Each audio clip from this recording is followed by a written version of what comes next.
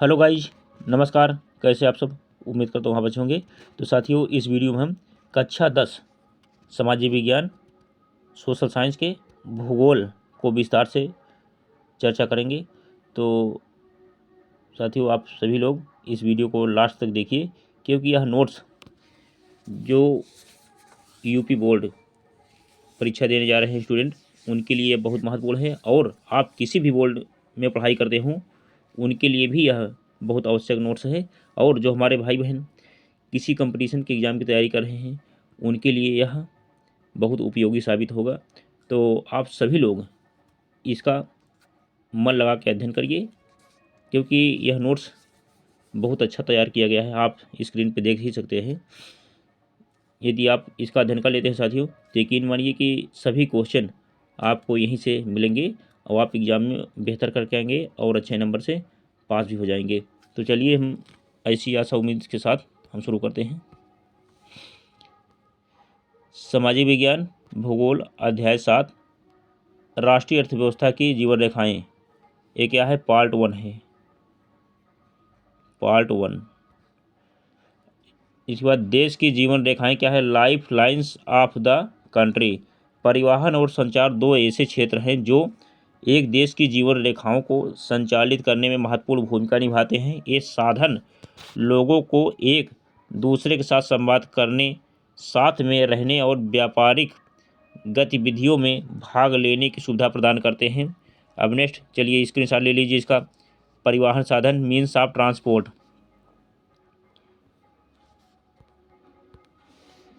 अब परिवहन के साधन मनुष्य और सामान को एक स्थान से दूसरे स्थान तक ले जाते हैं।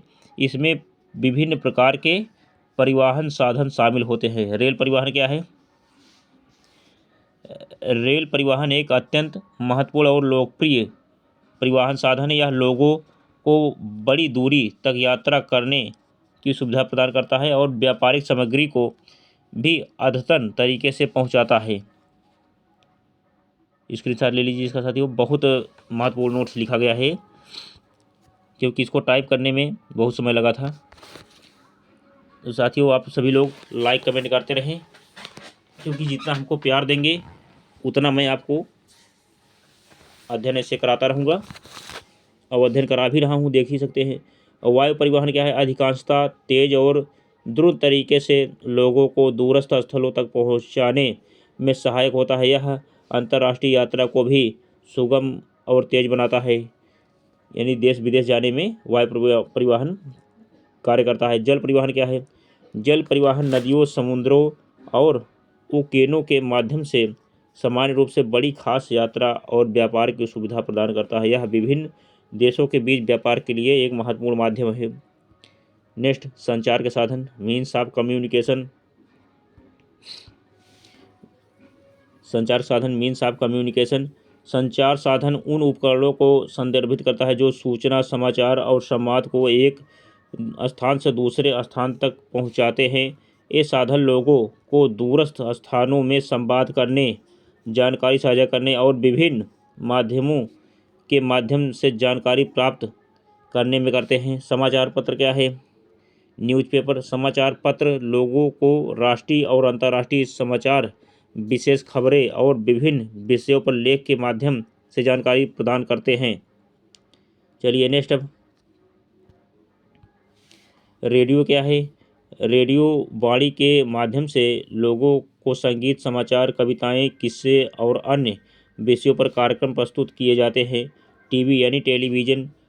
टीवी दर्शकों को वीडियो के माध्यम से समाचार, मनोरंजन, शिक्षा और अन्य कार्यक्रमों की श्रृंखला प्रस्तुत करता है। टेलीफोन क्या है? टेलीफोन लोगों को दूरस्थ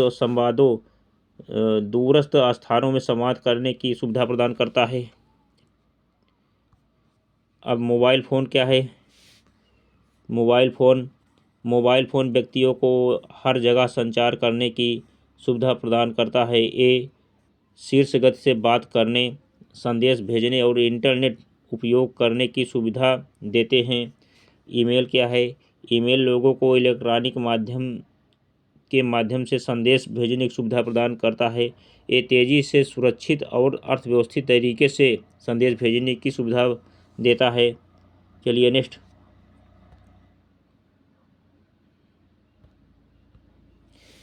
परिवहन के साधन मीन्स ऑफ ट्रांसपोर्ट। पहला है स्थल में तो क्या, सड़क परिवहन, रेल परिवहन, पाइप लाइन। अब आगे क्या है, जल, आंतरिक जल परिवहन, समुद्री परिवहन। और वायु क्या है, घरेलू विमान सेवा, सार्वजनिक प्राधिकरण, निजी विमान सेवा, अंतर्राष्ट्रीय विमान सेवा। नेक्स्ट देखिए सड़क परिवहन के बारे में। देखिए सड़क परिवहन, रोड ट्रांसपोर्ट। सड़क परिवहन एक महत्वपूर्ण परिवहन साधन है जो लोगों को एक स्थान से दूसरे स्थान तक यात्रा करने की सुविधा प्रदान करता है। भारत में सड़क परिवहन का महत्वपूर्ण उन्नति के साथ बढ़ रहा है। भारतीय सड़क नेटवर्क। भारत विश्व के सर्वाधिक सड़क नेटवर्क वाले देशों में से एक है। यहाँ के सड़क नेटवर्क की लंबाई लगभग 56 लाख किलोमीटर है। आरंभिक प्रारंभ। अब देखिए आरंभिक प्रारंभ में क्या है, आरंभिक प्रारंभ, सड़क परिवहन भारत में रेल परिवहन से पहले प्रारंभ हुआ था। इसका प्रारंभिक विकास यातायात की सुविधा को मजबूत करने के लिए किया गया था। अब सुविधाजनकता क्या है, सड़क परिवहन की अपेक्षा रेल परिवहन के मुकाबले अधिक सुविधाजनक है। इसके माध्यम से छोटी दूरी के लिए यात्रा करना और सामान लाने जाने में आसानी होती है। अब आगे क्या है, भारत में सड़कों के प्रकार, types of road in India. आगे देखते रहें। देखिए भारत में सड़कों के प्रकार, types of roads of India. भारत में सड़कों की क्षमता के आधार पर इन्हें निम्न 6 वर्गों में विभाजित किया गया है। नंबर 1, स्वर्णिम चतुर्भुज महाराजमार्ग। ये सड़कें 4 महानगरों को जोड़ती है और देश की मुख्य यातायात धारा होती है। राष्ट्रीय राजमार्ग क्या है, ये सड़कें देश के दूरस्थ भागों को जोड़ती हैं और राष्ट्रीय स्तर पर यातायात को सुविधाजनक बनाती हैं। नेक्स्ट आगे क्या है, राज्यमार्ग। राज्यमार्ग राज्य की राजधानी को जिला मुख्यालय और अन्य महत्वपूर्ण शहरों को जोड़ती हैं। जिला मार्ग, ये सड़कें जिले के प्रशासनिक केंद्र को जिला मुख्यालय और अन्य क्षेत्रों से जोड़ती हैं। ग्रामीण सड़कें, ग्रामीण सड़कें गाँवों को शहरों से जोड़ती हैं और गांवी विकास में महत्वपूर्ण भूमिका निभाती हैं। सीमांत सड़कें, ये सड़कें उत्तर और उत्तर पूर्वी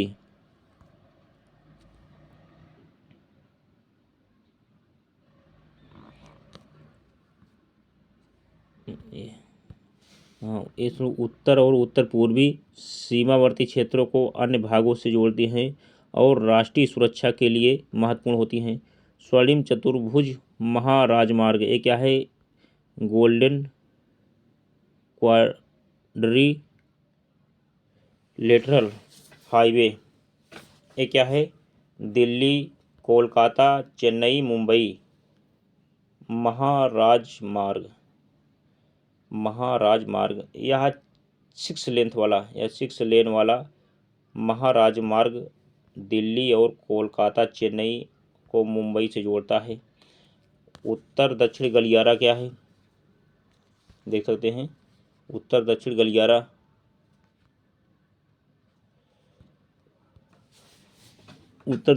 यह गलियारा श्रीनगर को कन्याकुमारी से जोड़ता है। पूर्व पश्चिम गलियारा, इस गलियारा सिलचर और पोरबंदर को जोड़ता है। इस महाराजमार्ग का प्रमुख उद्देश्य भारत के महानगरों को आपस में जोड़ना है। परियोजना प्राधिकरण क्या है, यह राजमार्ग परियोजना राष्ट्रीय राजमार्ग प्राधिकरण NHAI के अधिकार क्षेत्र में है। NHAI मतलब national highway authority of India, यानी भारतीय राष्ट्रीय राजमार्ग प्राधिकरण। नेक्स्ट, राष्ट्रीय राजमार्ग यानी नेशनल हाईवे क्या है, परिभाषा, राष्ट्रीय राजमार्ग वह सड़कें हैं जो देश के दूरस्थ भागों को जोड़ती है महत्वपूर्ण। ये सड़कें देश के यातायात के प्रमुख तंत्र होती हैं और विभिन्न राज्यों और केंद्र शासित प्रदेशों को जोड़ती हैं। प्रबंधन, इनका प्रबंधन केंद्रीय लोक निर्माण विभाग यानी CPWD के अधिकार क्षेत्र में होता है। अब प्राथमिकता क्या है? ये सड़कें अन्य सड़कों की तुलना में प्राथमिक होती हैं और देश के लोगों के लिए महत्वपूर्ण हैं। अब विकास क्या है? राष्ट्रीय राजमार्गों का विकास सड़क परिवहन के क्षेत्र में और अधिक, चलिए स्क्रीनशॉट ले लीजिए इसका, और अधिक सुगमता और व्यापारिक सक्षमता को बढ़ावा देता है। राज्य राजमार्ग, स्टेट हाईवे क्या है? परिभाषा, राष्ट्रीय राजमार्ग वह सड़कें हैं जो देश के दूरस्थ भागों को जोड़ती है। महत्व, ये सड़कें देश के यातायात के प्रमुख तंत्र होती है और विभिन्न राज्यों और केंद्र शासित प्रदेशों को जोड़ती हैं। प्रबंधन क्या है? इनका प्रबंधन केंद्रीय लोक निर्माण विभाग CPWD के अधिकार क्षेत्र में होता है। मैंने फिर पढ़ दिया, इसको दोहरा दिया हूँ, चलिए देख लीजिए। अब प्राथमिकता, ये सड़कें अन्य सड़कों की तुलना में प्राथमिक होती हैं और देश के लिए लोगों के लिए बहुत महत्वपूर्ण है। विकास क्या है? राष्ट्रीय राजमार्गों का विकास सड़क परिवहन के क्षेत्र में और अधिक सुगमता और व्यापारिक सक्षमता को बढ़ावा देता है। जिला मार्ग, डिस्ट्रिक्ट रोड क्या है? परिभाषा इसकी क्या बनेगी? जिला मार्ग सड़कें जो जिले के विभिन्न प्रशासनिक केंद्रों को जिला मुख्यालय जोड़ती हैं। उत्तरदायित्व क्या है? इन सड़कों का प्रबंधन जिला परिषद का होता है यानी जिला पंचायत। ये सड़कें जिले के स्थानीय यातायात को सुनिश्चित करती हैं और प्रशासनिक केंद्रों को जोड़ती हैं। अब इसके साथ ही साथ महत्व, जिला मार्ग स्थानीय स्तर पर यातायात को सुगम और सुरक्षित बनाने में महत्वपूर्ण भूमिका निभाते हैं। ये जिले के लोगों के लिए संचार की सुविधा को बढ़ाते हैं। प्रबंधन, जिला मार्गों का प्रबंधन स्थानीय प्रशासनिक अधिकारों के अधीन होता है और इनका विकास स्थानीय नीतियों और आवश्यकताओं के अनुसार होता है। अन्य सड़कें, अदर रोड्स, परिभाषा क्या है? ये ग्रामीण सड़कें क्षेत्रों को शहरों और प्रमुख सड़क नेटवर्क से जोड़ती हैं। इन सड़कों का मुख्य उद्देश्य ग्रामीण क्षेत्रों में संचार को सुगम बनाना होता है। चलिए अब नेक्स्ट स्क्रीनशॉट ले लीजिए इसका। प्रधानमंत्री ग्रामीण सड़क परियोजना क्या है? इसके बारे में हम चर्चा करेंगे।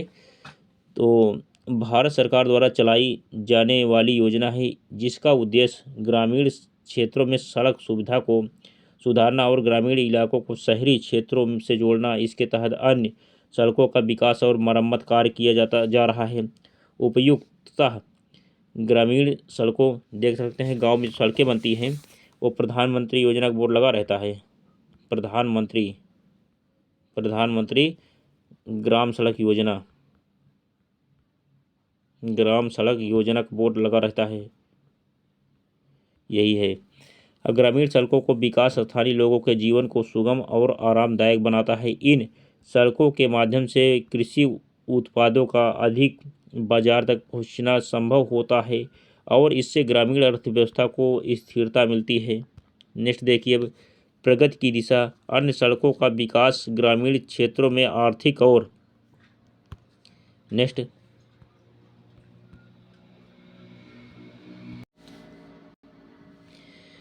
अन्य सड़कों का विकास ग्रामीण क्षेत्रों में आर्थिक और सामाजिक प्रगति की दिशा में एक महत्वपूर्ण कदम है। इन सड़कों के माध्यम से ग्रामीण क्षेत्रों में शिक्षा, स्वास्थ्य सेवाएं और अन्य सुविधाएं पहुंच सकती है। अब सीमांत सड़क क्या है?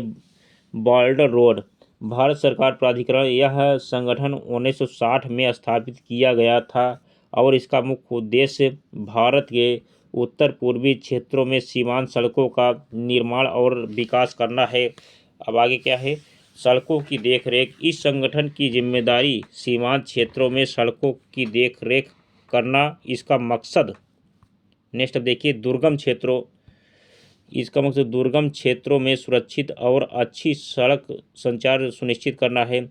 उत्तर पूर्वी क्षेत्रों में सामरिक महत्व की सड़कें, सीमांत सड़क कार्यक्रम के माध्यम से उत्तर पूर्वी क्षेत्रों में सामरिक महत्व की सड़कों का निर्माण और विकास किया जाता है। इससे सीमा क्षेत्रों में सुरक्षित सड़क परिवहन की सुविधा उपलब्ध होती है। अन्य जिम्मेदारियां, इसके अलावा यह संगठन गतिशीलता और सुगमता के साथ यातायात को सुनिश्चित करने के लिए सीमा क्षेत्रों में सड़कों की मरम्मत और निर्माण कार्य करता है। सड़क परिवहन रेल परिवहन से अधिक महत्वपूर्ण होने के कारण बताइए, इसके कारण क्या है। प्रारंभ से ही मौजूद सड़क परिवहन रेल परिवहन से पहले उपलब्ध था और यह एक प्राचीन और प्रमुख परिवहन साधन है। सुविधाजनक निर्माण और व्यवस्था क्या है।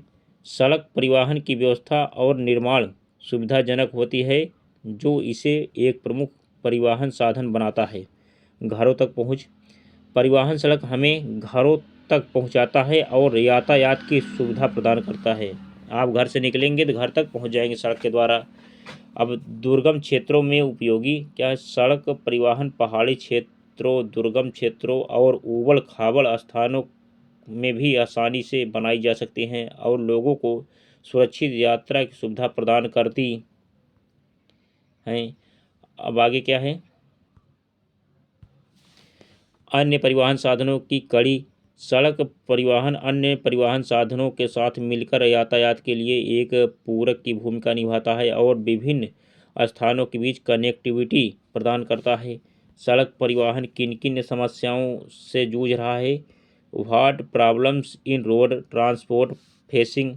कच्ची सड़कें, लगभग आधी सड़कें कच्ची होती हैं जो वर्षा ऋतु में अधिक प्रभावित होती हैं और यात्रा को कठिन बना देती हैं। अब क्या, अपर्याप्त सड़कें, यातायात और यात्रियों की बढ़ती संख्या के अनुपात में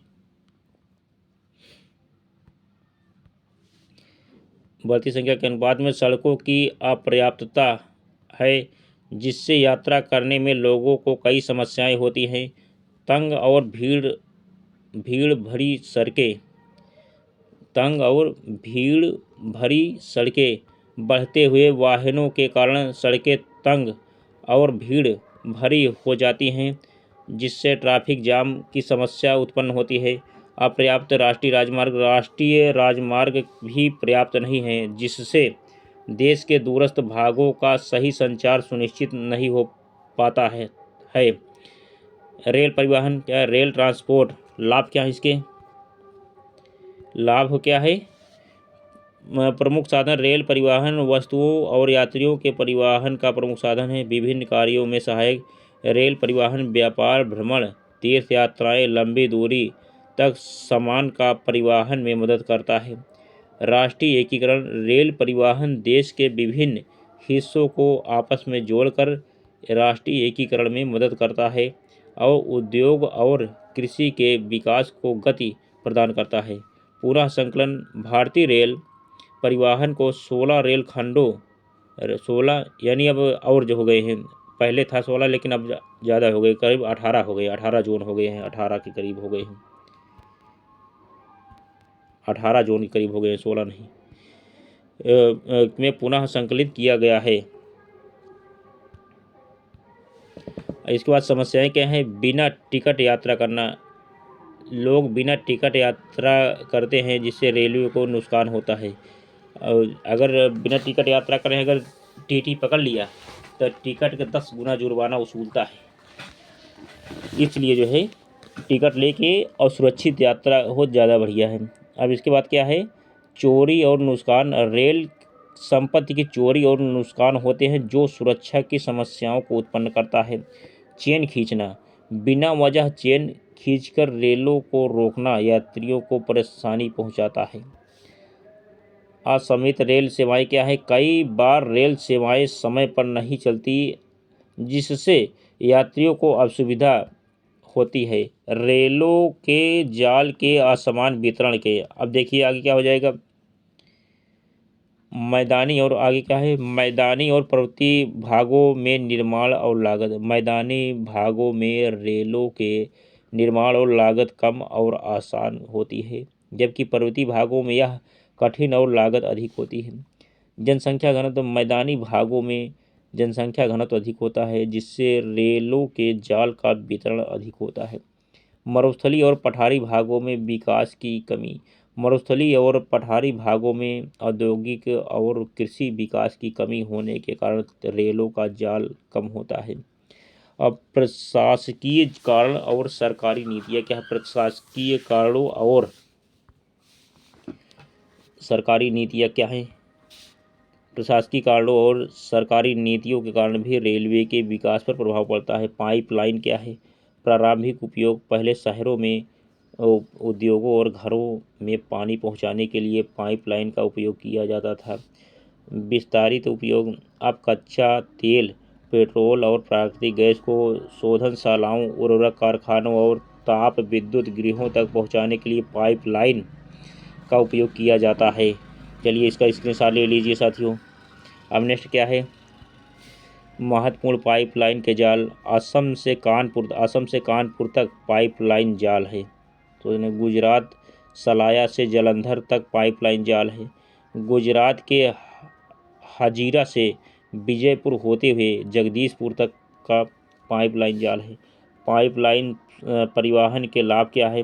एडवांटेज ऑफ पाइपलाइन ट्रांसपोर्ट, विभिन्न उपयोग पाइपलाइन द्वारा शहरों और उद्योगों में पानी, गैस, खनिज तेल आदि को एक स्थान से दूसरे स्थान तक पहुंचाया जाता है। नेक्स्ट देखिए साथियों, इसका स्क्रीनशॉट लेते रहें, क्योंकि अगर आप स्क्रीनशॉट ले लेंगे तो कोई आपको दिक्कत नहीं होगी, आप रोक करके भी ले सकते हैं।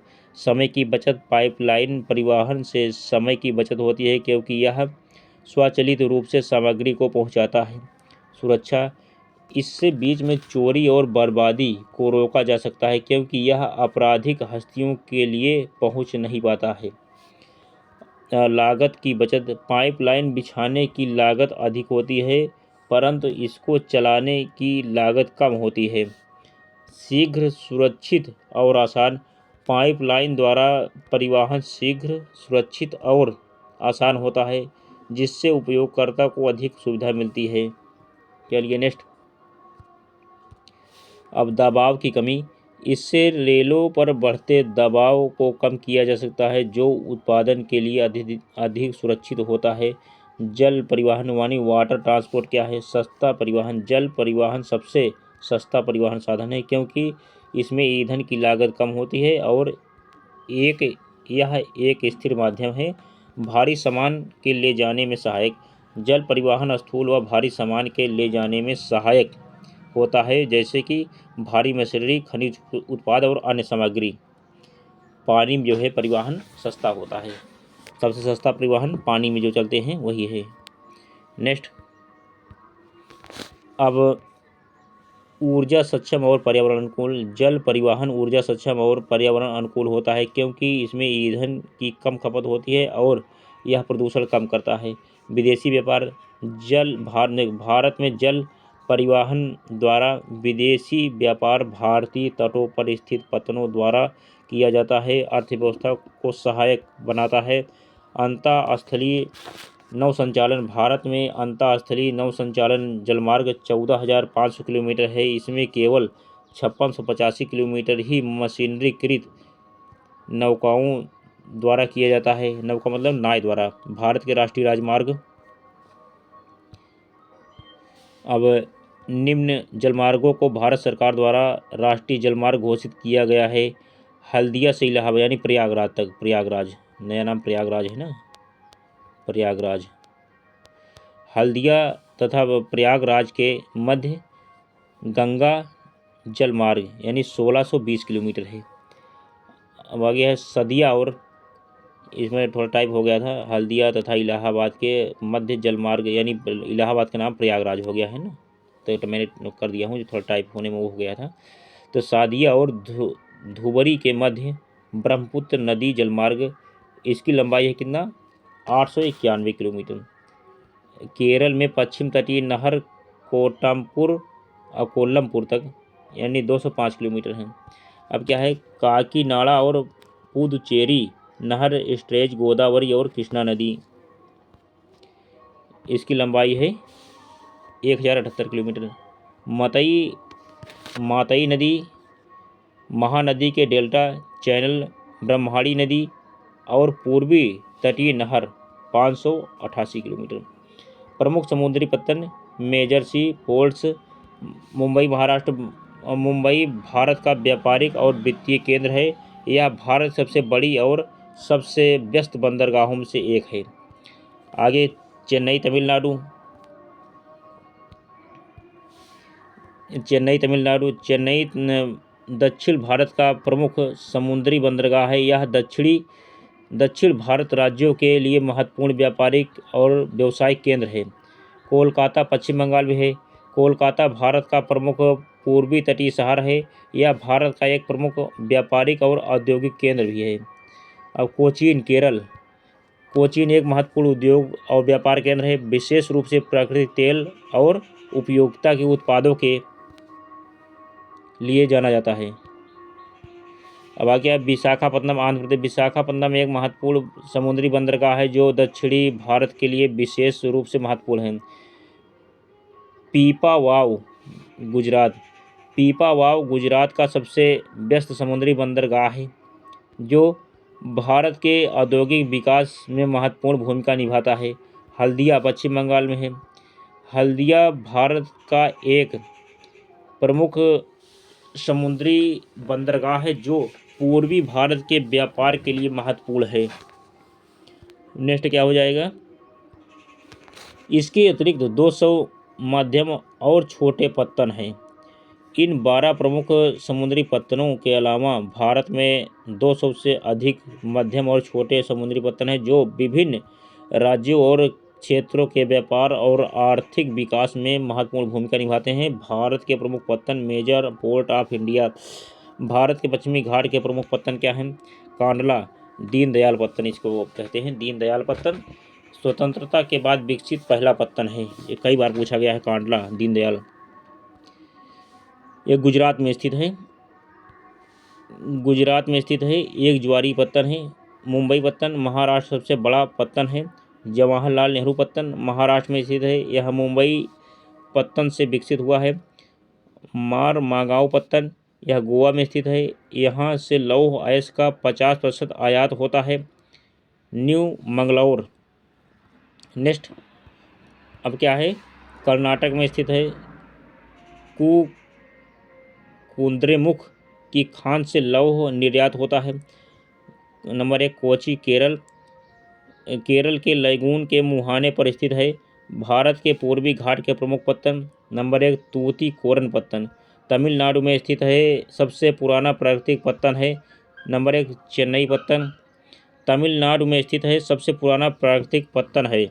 नेक्स्ट अब आगे विशाखापत्तनम पत्तन आंध्र प्रदेश में स्थित है। सबसे गहरा पत्तन है। पारादीप पत्तन उड़ीसा में स्थित है। लौह अयस्क का निर्यात होता है।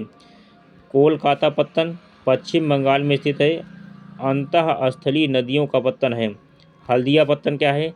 पश्चिम बंगाल में स्थित है। कोलकाता पर बढ़ते दबाव को कम करने के लिए बनाया गया है। और वायु परिवहन क्या है? एयर ट्रांसपोर्टेशन विशेषताएं। तीव्रतम, आरामदायक और प्रतिष्ठित परिवहन का साधन है। अति दुर्गम स्थानों जैसे ऊंचे पर्वत, मरुस्थल, घने जंगल और लंबे समुद्री रास्तों को पार करने के लिए अद्वितीय विकल्प। उत्तरी पूर्वी राज्यों के लिए अत्यंत महत्वपूर्ण। राष्ट्रीयकरण क्या है? सन 1953 में वायु परिवहन का राष्ट्रीयकरण किया गया है। 1953 में वायु परिवहन का राष्ट्रीयकरण किया गया था, तो ये आपको ध्यान देना है। वायु सेवाएं क्या हैं? वायुयान सेवाएं। नेक्स्ट वायुयान सेवाएं।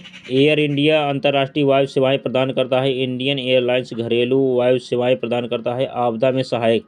प्राकृतिक आपदा के समय राहत पहुंचाने के लिए अत्यंत महत्वपूर्ण। वायु परिवहन के समस्या, प्रॉब्लम्स ऑफ एयर ट्रांसपोर्ट। वित्तीय संकट क्या है? सभी व्यक्तियों की पहुंच में नहीं है। नेक्स्ट अब देखिए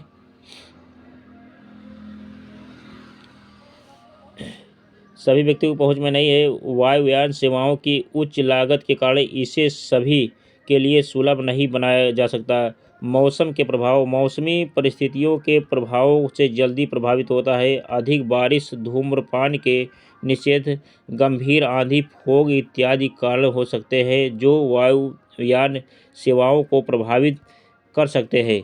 वायु परिवहन का महत्व। चलिए अब आरामदायक साधन क्या है इसमें। वायु परिवहन यात्रियों को आरामदायक साधन प्रदान करता है जिससे वे लंबी दूरी तक तेज़ी से पहुंच सकते हैं। तेजता। सभी परिवहन साधनों के मुकाबले वायु परिवहन सबसे तेज होता है। यह लंबी दूरी को कम समय में तय करने में सहायक होता है। दुर्गम स्थानों के लिए उपयुक्त। वायु परिवहन दुर्गम स्थानों के लिए उपयुक्त होता है जहां सड़क और रेल परिवहन की पहुंच नहीं होती। नेक्स्ट चलिए शक्तिशाली सुरक्षा साधन। सेना के बॉर्डर पर वायु सेवाओं का महत्वपूर्ण रोल होता है। सेना का रखरखाव और भोजन सामग्री उपहार के लिए इसका उपयोग किया जाता है। भारत के मुख्य हवाई अड्डे मेन एयरपोर्ट्स ऑफ इंडिया। राजा सांची हवाई अड्डा अमृतसर। राजा सांची हवाई अड्डा अमृतसर पंजाब में है। यह अमृतसर पंजाब में स्थित है और पंजाब राज्य की राजधानी है। नहीं, अमृतसर पंजाब राज्य की राजधानी नहीं, चंडीगढ़ है। थोड़ा टाइप होने में साथी वो हो गया है, यानी हाँ अमृतसर जिला तो है लेकिन राजधानी क्या है, चंडीगढ़ है। चंडीगढ़ है राजधानी पंजाब की। इंदिरा गांधी अंतर्राष्ट्रीय हवाई अड्डा कहाँ पे है, यह है नई दिल्ली में। यह नई दिल्ली भारत की राजधानी राजधानी में स्थित है और भारत का सबसे बड़ा और सबसे व्यस्त हवाई अड्डा है। छत्रपति शिवाजी हवाई अड्डा मुंबई में है। यह मुंबई महाराष्ट्र में स्थित है और भारत का दूसरा सबसे बड़ा व्यस्त हवाई अड्डा है। मीन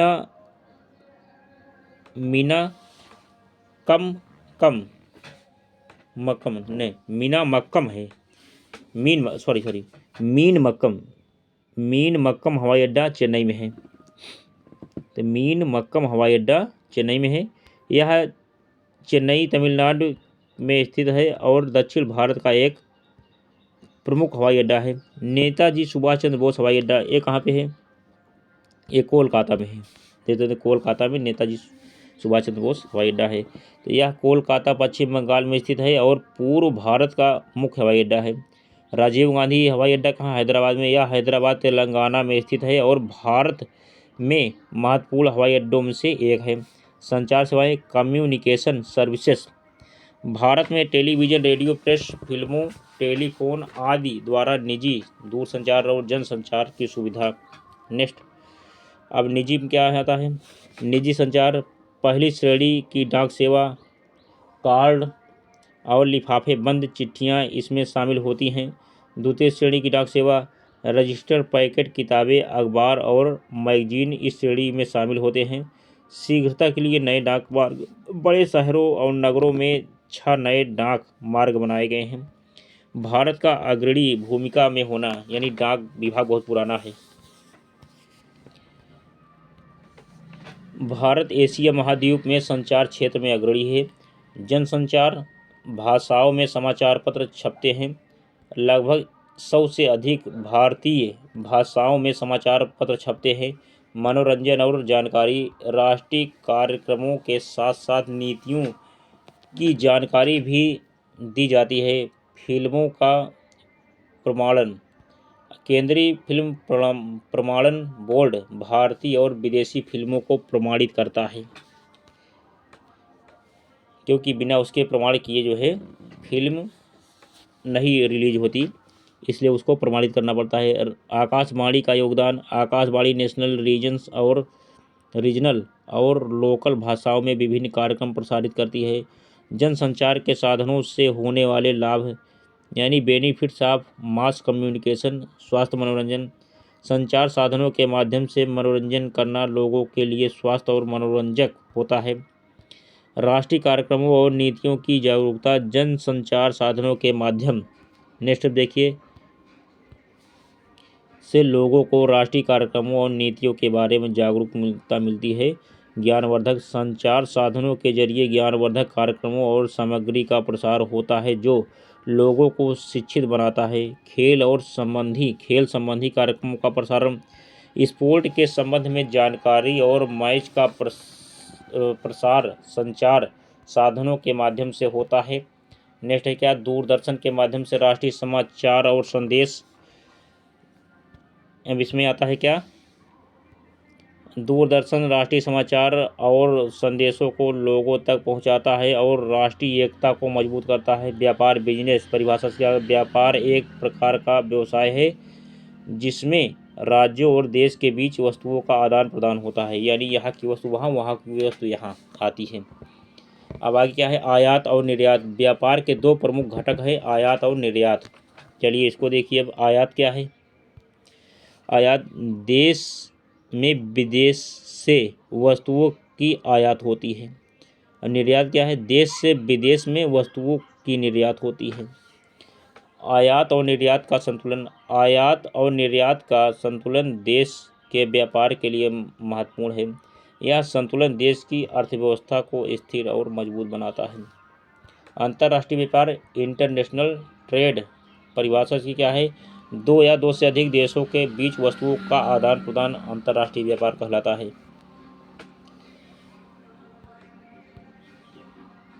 और इसके बाद समुद्री मार्गों के माध्यम से होने वाले व्यापार अधिकांश होता है जिससे विभिन्न देशों के बीच व्यापारिक संबंध स्थापित होते हैं। निर्भरता क्या है, सभी देश अपनी संसाधनों की उपलब्धता और वितरण की असमानता के कारण अंतर्राष्ट्रीय व्यापार पर निर्भर हैं।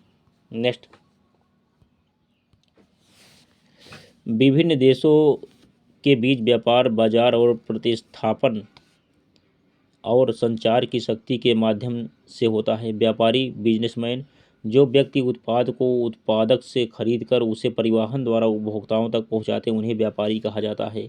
व्यापार संतुलन ट्रेड बैलेंस क्या है, किसी देश के आयात मूल्य और निर्यात मूल्य के बीच का अंतर व्यापार संतुलन कहलाता है। यह संतुलन उत्पादों और सेवाओं के आयात और निर्यात के माध्यम से होता है। अब नेक्स्ट देखिए। अब असंतुलित व्यापार अनबैलेंस ट्रेड, जब किसी देश के आयात मूल्य उसके निर्यात मूल्य से अधिक होता है तो इसे असंतुलित व्यापार कहा जाता है। जैसे 2 रुपए की है और 4 रुपए में हो गया तो वही क्या है, दूना हो गया, इसी कहते हैं क्या, असंतुलित व्यापार।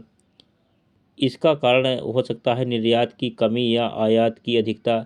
अब अंतर्राष्ट्रीय व्यापार व स्थानीय व्यापार में अंतर क्या है, difference between international trade and local trade.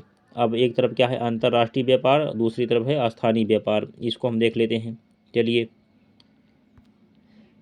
अब पहले में क्या है, अंतर्राष्ट्रीय स्थानीय, तो दो देशों के बीच होता है। यह क्या होता है, यह स्थानीय क्या होता है, गांव कस्बों या शहरों के बीच होता है। ये देश के बीच, ये गांव कस्बों शहर के बीच होता है। बड़े पैमाने पर किया जाता है इसका उपयोग अंतर्राष्ट्रीय का, छोटे पैमाने पर किया जाता है स्थानीय व्यापार का। अब अंतर्राष्ट्रीय व्यापार में विदेशी मुद्रा का आदान प्रदान होता है। अब देश की पूंजी उसी देश में रहती है, यानी जो यहाँ बनाए यहीं पर रहेगा वो। अब नेक्स्ट क्या है, अब आगे क्या है, पूरे लोकहित में आवश्यकताओं की पूर्ति करता है या क्षेत्र विशेष के लोगों की आवश्यकताओं की पूर्ति करता है। चलिए स्क्रीनशॉट ले लीजिए इसका भी। नेक्स्ट, अब आगे क्या है, पूरक साधन, परिवहन और संचार के साधन एक दूसरे के पूरक हैं। यह सुनिश्चित करता है कि उत्पादों और सेवाओं को विभिन्न स्थानों तक पहुंचाया जा सके। अंतर्राष्ट्रीय अंतर्जाल, इस साधनों का उपयोग करके या इन साधनों का उपयोग करके देशों के दूरस्थ क्षेत्रों को एक दूसरे से जोड़ा जा सकता है। यह विभिन्न विदेशी बाजारों तक पहुंच को बढ़ावा देता है। पर्यटन को बढ़ावा, अच्छे परिवहन और संचार का प्रसार पर्यटन को बढ़ावा देता है। इससे पर्यटकों को बढ़ावा मिलता है, सुविधाएं मिलती हैं। पर्यटन को बढ़ावा, अच्छे परिवहन और संचार को प्रसार पर्यटन को बढ़ावा देता है। इससे पर्यटकों को आसानी से दूरस्थ स्थलों तक पहुंचने का अवसर मिलता है। विदेशी मुद्रा की प्राप्ति, अधिकांश परिवहन और संचार के लिए अंतर्राष्ट्रीय संबंधों में विदेशी मुद्रा की आवश्यकता होती है। इससे विदेशी मुद्रा की प्राप्ति होती है जो अर्थव्यवस्था को स्थिर करने में मदद करती है। आरामदायक और सुविधाजनक, ये साधन जीवन को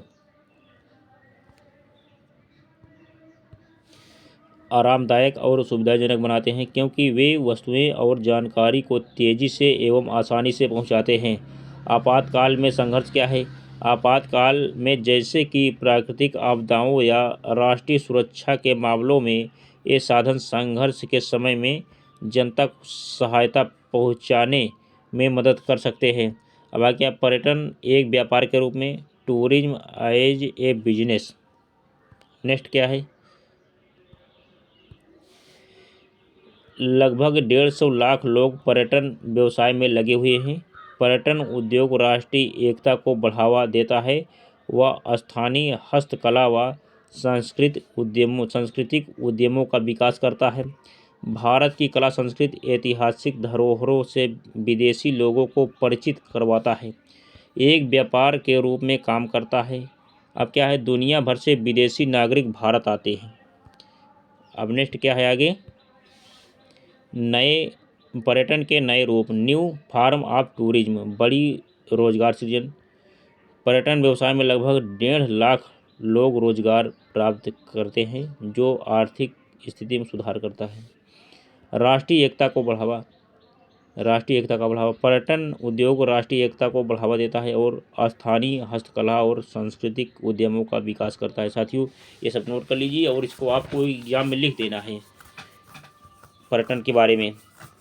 अब आगे क्या है, संस्कृति परिचय, भारतीय कला संस्कृति